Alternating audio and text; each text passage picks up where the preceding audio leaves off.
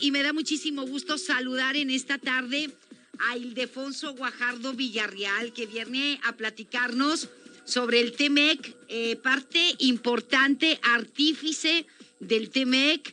Y bueno, pues con un trabajo intenso que tuviste, Ildefonso, ¿cómo estás? Qué gusto saludarte, muy buenas tardes. Muchísimas gracias por tenerme aquí en tu programa y le mando un saludo a todos los amigos que te están escuchando. Y pues sí, efectivamente estamos a días de que arranque el nuevo tratado. Acuérdate que el 1 de julio. El 1 de julio. Ajá. Traemos ya pues, más de 22 años de operación del tratado existente. Ajá. Y la gente que tiene hoy esa edad, 22 años, pues no se acuerda cómo era el México de antes de 22 años. O sea, es cierto. Las oportunidades que se abrieron, cómo los chavitos en los CONALEPs y en las prepas TEC encuentran trabajos en empresas automotrices o de autopartes.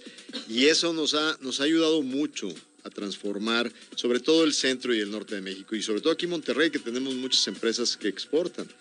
El tema más importante ahorita es lo oscuro que se puso el panorama con el COVID. Con el COVID, muy oscuro. Pues imagínate, hace poquito, no ayer o antier, se anunció que habíamos perdido en total en México 9 millones de empleos entre formales e informales. Hablando de eso, ¿cuáles van a ser las condiciones en materia laboral? Tú que estuviste tan de cerca en la constitución de este nuevo tratado con Estados Unidos y con México, que nos pudieras destacar ante ese panorama laboral que se ve claro, tan negro, lamentablemente, no tan solo para México, es a nivel mundial.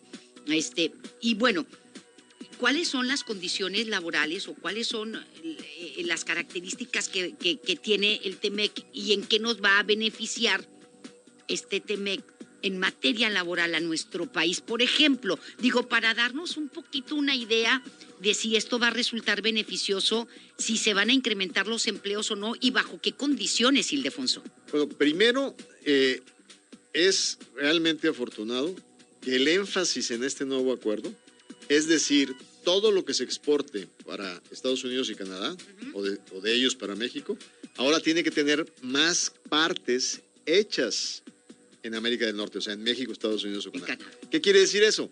Que ahora vas a depender menos de proveeduría china y vas a incentivar a que se produzca más acero, más autopartes, y eso puede atraer inversiones que se reposicionen de China y traiga oportunidades de empleo a México. Esa es una buena noticia. Y ahora, como tú te puedes estar dando cuenta, Trump está desesperado por reactivar la economía porque tiene una elección en noviembre. Si le sale el tiro de reactivación más acelerada, ya ves que ellos están apostándole pues, a una vacuna, lo que le llaman la vacuna de rebaño, que todo el mundo se va a ir contagiando y que de alguna manera ya se restablecerá en algún momento, porque mucha de la gente en edad productiva pues no le pasa casi nada. Les da, sí hay consecuencias, pero no son consecuencias fatales. Y entonces eso ayudaría a que si ellos se reactivan rápido, nosotros le vendemos a Estados Unidos el 80% de lo que producimos para exportación. O sea, prácticamente 8 de cada 10 productos pues, los mandamos a Estados Unidos. Entonces, eso nos puede ayudar. Ahora, tu referencia en materia de los derechos laborales, de la parte laboral, está asociada con el hecho que el primer NAFTA, ¿te acuerdas que Salinas los había puesto como capítulos paralelos? Entonces, eran sin dientes. O sea, ¿qué quiere decir eso? Que decían, no había un monitoreo de que las empresas cumplieran con sus obligaciones con los trabajadores. Ya. Ahora va a haber una obligación que se cumpla con todos los beneficios contractuales, que haya verdadera democracia sindical. Este nuevo acuerdo incluye hasta un capítulo que le metimos anticorrupción, para que tuvieran mecanismos las empresas de denunciar si en licitaciones públicas hubiera temas de malas prácticas. Entonces, tiene una serie de nuevos capítulos que modernizan. Imagínate, el primero, que yo fui parte del equipo, del primer acuerdo con los Estados Unidos, no tenía un capítulo de comercio electrónico, no existía, no había teléfonos celulares. No, pues no existía. Entonces, tuvimos que modernizarlo y ahí un poquito estiramos la liga del tiempo, porque entró Trump muy animoso como para que quería tirarlo a la basura y en eso dimos tiempo a que los republicanos que simpatizan con el comercio con México, pues le dijeran a la Casa Blanca, no lo tires a la basura porque le vendemos a los mexicanos productos agrícolas, les vendemos muchas cosas muy importantes que hay que mantenerlo. Entonces Trump cambió el discurso y dijo, ahora vamos a renegociarlo.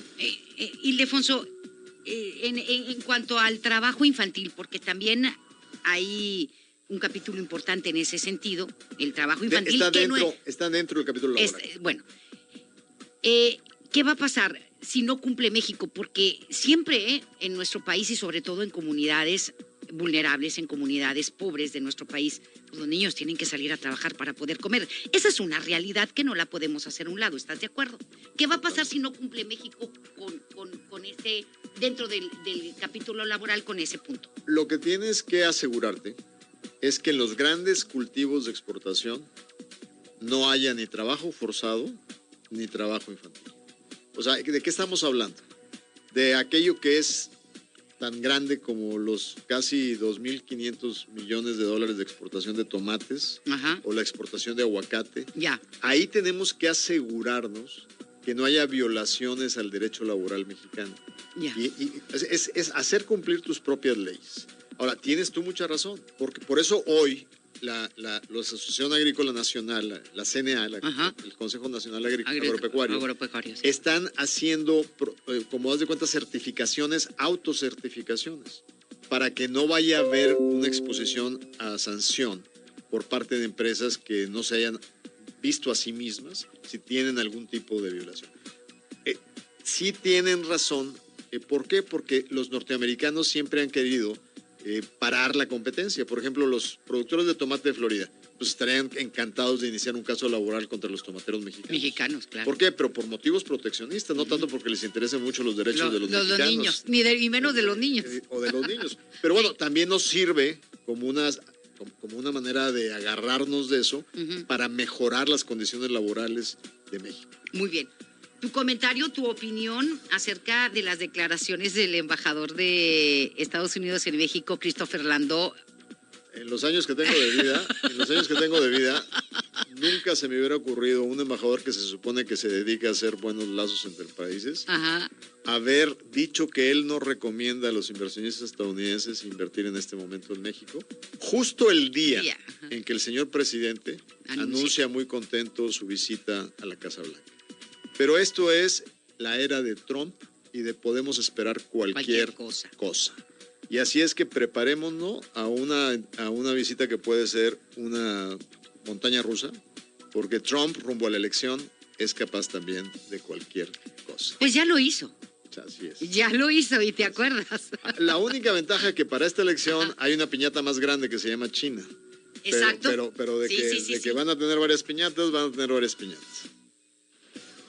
Pues esperemos que no nos haga... Bueno, que no nos agarren de pero piñata, porque hay que mostrarle los dientes. Hay que mostrarle los dientes. Pues esperemos que Andrés vaya y le muestre los dientes. Pero pues imagínate la chambota que le estamos haciendo con la migración centroamericana. O sea, nos deberían de estar dando las gracias de rodillas por toda esa chamba que les hacemos. Pues sí, pero pues ya ves que nos culpan de todo y el señor se va a agarrar de todo. Viene la reelección, las elecciones el 7 de noviembre y definitivamente está en campaña.